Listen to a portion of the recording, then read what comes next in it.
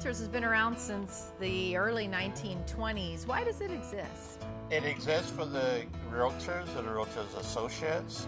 We're a resource for education, for training, for the latest technologies that are available, and for statistical information.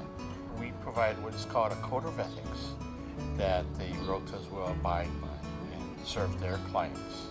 What do those ethics standards mean for the clients, the buyers and sellers? Well, it means that they're treated fairly, with integrity and honesty, and the realtors abide by that code with their customers and clients, but also with one another. What would you say is the value that the Realtors Association and the board brings to the community? That's a good question. I think the realtors, if you think about it, are really a dedicated group of individuals. They do a whole lot of stuff in the community. Realtors are true volunteers. Our organization is built on volunteers. They like to help people. That's what their main job is, to help people find homes. And they just like, being part of the neighborhood. That's a great concept, too, that I want to talk about a little bit more, is this idea that being a realtor really is probably based on the concept of helping people find their dream, right? Mm-hmm. Yeah, I think that's the focal point. It's not about the money. It's about helping people find, the home of their dreams, or just, investing in real estate. That's another component about it, finding financial security. So that's part of what we try to do. We try to teach people how to achieve their goals and their dreams, via real estate. You've been in real estate for a long time. Is it easier, harder, more fun, less fun than it used to be? How has it evolved through the years? I think it's actually more fun. I think the realtors and what you're doing to help the customer out there has gotten to the point where it's gotten more interesting. Before it was a matter of just showing property and looking at things. I think the biggest change has been the technology issue and how the organization was able to cope and deal with the changes in the way that people were buying houses. You have a specific emphasis on the technology side of the business. How have things changed, and what's been your involvement in that? Even the buyers and sellers. I mean, I find now when I'm interested in a property, I can pop online and probably see more about it than 10 years ago. They show up at the open house and they don't know anything. So Right. How has that affected the business? Well, actually, that's helped our industry a lot. It's a good match because the consumer doesn't want to actually drive around all over the place looking for stuff. And if they can shop online, they can eliminate a lot of things that they may not want originally.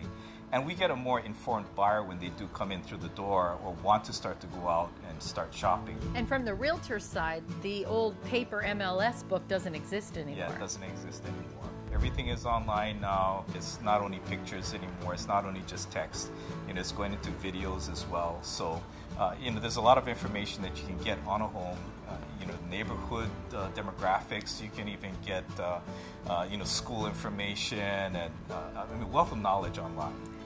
And when you are a buyer or seller looking for a realtor, what are the top 2 qualities you should be looking for?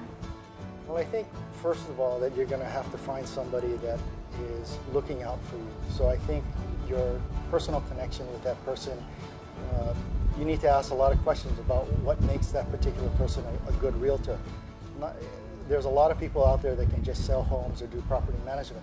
You need to find somebody that's got the ethics and the responsibility and the details to handle what you need done. The other thing that I would think about would be that the individual involved has to know what they're doing, has to be somebody who's got a little experience, understands the market, and can do what you're looking for. Is real estate still a good investment? Oh, I think so, yes, especially in Hawaii. If you look at Oahu, our median price has been pretty steady throughout the last 5 years. Throughout this whole downturn in the economy, some of the other states have dropped in price by 20, 30, 40%. Here, we've basically plateaued. So we've been through our ups and downs here locally, but how have we fared compared to the national real estate market? We actually have done a lot better than many of the real estate markets. Our downs and ups have been shallower than that. We seem to be about on a 7-year cycle, and we're just beginning an upswing right now, as opposed to the mainland, where you go up a little and then it lasts and then you go down and so forth. You just have to know where you are in the cycle. This is the time to do something. We are at the most delicious point. I would like to sound the golden trumpet. This is the perfect time to buy. Prices have not risen very much at all. Interest rates are just ridiculous. And people are going to look back on this and go, why didn't I buy, or why didn't I do something? I knew it was long. I knew it was not going to last. And here you are. Now sellers want to wait a little longer, and I don't blame them, because they want the prices to go up just a little bit, because many of them refinance to get the low interest rates, and they might have taken a little extra money out. So they're waiting just a little bit. On the mainland, it is easy to buy things and actually have an income from the rents. But because of the fact that we don't have very much land for housing to begin with, you also have the fact that everybody who lives here loves the land. You want to keep country country, and so you can't just put subdivisions here and there and everywhere else. You have to kind of keep it contiguous.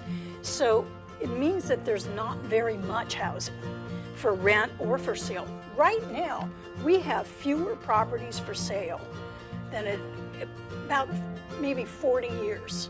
So it's hard to get any positive cash flow from a rental housing. Good to know. But you can certainly try and look. Around the university is a good place, because there are a lot of little walk-up condominiums, and there's always students and professors and so forth and so on. So around there is a good place to look, but kind of hard. Good to know. Good to know. Oh, that's great advice. Thank you.